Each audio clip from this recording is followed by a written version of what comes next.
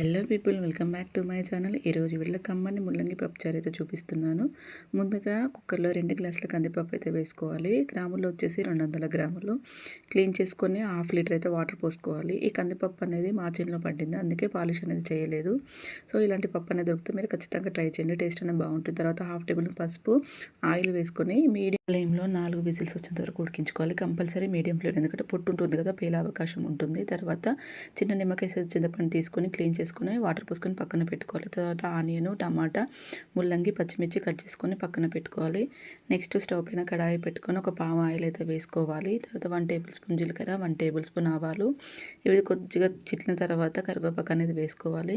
Next మనం cut చేసి పెట్టుకున్న పచ్చిమిర్చి 2 వేసుకోవాలి. తర్వాత ఆనియన్ వేసుకోవాలి. అలాగే మనం కట్ చేసి పెట్టుకున్న ముల్లంగి కూడా వేసుకోవాలి. టమాటా అనేది వేయొద్దు, ఒకవేళ ముందే వేసామనుకుంటే మెత్తగా ఉడుకుతుంది అనమాట. సో అందుకే టమాటాని స్కిప్ చేసి మిగతా అన్నీ వేసుకోవాలి. 1/2 టేబుల్ స్పూన్ పసుపు వేసుకోవాలి. 1/2 టేబుల్ స్పూన్ సాల్ట్ అనేది వేసుకోవాలి. సాల్ట్ వేసుకోవడం వల్ల ముల్లంగి ముక్కలకైతే సాల్ట్ పట్టి టేస్ట్ అనేది బాగుంటుంది. తర్వాత మొత్తాన్ని ఒకసారి కలుపుకొని లో ఫ్లేమ్లో అయితే ఒక 5 మినిట్స్ ఫ్రై చేసుకోవాలి ఆయిల్లో. తర్వాత కుక్కర్ విజిల్ తీసేసి మనం పప్పునైతే మెదుపుకోవాలన్నమాట. పప్పులో ఎక్కువ పొట్టు ఉంది కదా, సో ఇలా మెదుపుకోవడం వల్ల మనకు పప్పులో పొట్టు అనేది కనిపించదు, అలాగే పప్పు అనేది మెత్తగా అయిపోతుంది. ఇది మెదుపుకొని పక్కన ఉంచుకోవాలి. తర్వాత ఒకసారి అయితే మనము ముల్లంగి ముక్కలను అయితే మొత్తాన్ని ఒకసారి కలుపుకొని, ఇవి ఇక్కడ ఆయిల్ ఎక్కువ వేయలేదు కదా, సో ఇవి ఉడకడానికి అయితే టైం పడుతుంది. దానికోసం అయితే వాటర్ అనేది యాడ్ చేసుకోవాలి, ఆయిల్ ఎక్కువ లేకపోతే. సో ఇవి హాఫ్ బాయిల్ అయిన తర్వాత టమాటా అనేది వేసుకోవాలి. టమాటాలు కొద్దిగా మెత్తపడిన తర్వాత ఇక్కడ 1/2 టేబుల్ స్పూన్ కారం అయితే వేసుకోవాలి. కారం అనేది మీ ఇష్టము.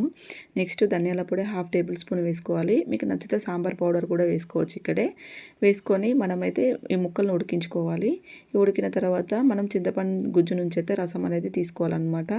సో తగినన్ని వాటర్ పోసుకొని చింతపండు నుంచి రసం తీసేసుకొని మనము ముల్లంగి ముక్కలు అయితే వేసుకొని తర్వాత మెదిపి పెట్టుకున్న పప్పును అయితే యాడ్ చేసుకోవాలి. యాడ్ చేసుకొని మొత్తాన్ని ఒకసారి కలుపుకోవాలి. చర్ని కలుపుకున్నాక ఇక్కడ పప్పు కన్సిస్టెన్సీని బట్టి అయితే మీరు వాటర్ అనేది యాడ్ చేసుకోవాలి. నాకు ఇక్కడ కన్సిస్టెన్సీ ఎక్కువ ఉంది, సో వాటర్ అనేది యాడ్ చేసుకున్నాను. మీరు చూసి యాడ్ చేసుకొని తర్వాత కచ్చపచ్చ దంచిన వెల్లుల్లి, జీలకర్ర వేసుకోవాలి. అలాగే కరివేపాకు, సాల్ట్ కూడా వేసుకొని చూసుకోవాలి. పులుపు, కారం అన్నీ ఇక్కడ అడ్జస్ట్ చేసుకోవాలి. మళ్ళీ తాలింపు అనేది ఏం వేయం కాబట్టి సో ఒక 10 మినిట్స్ మరిగించుకున్న తర్వాత స్టవ్ ఆఫ్ చేసుకోవడమే. మీకు కనుక నచ్చినట్టయితే సబ్స్క్రైబ్ చేసుకొని లైక్ చేయండి. Thank you for watching.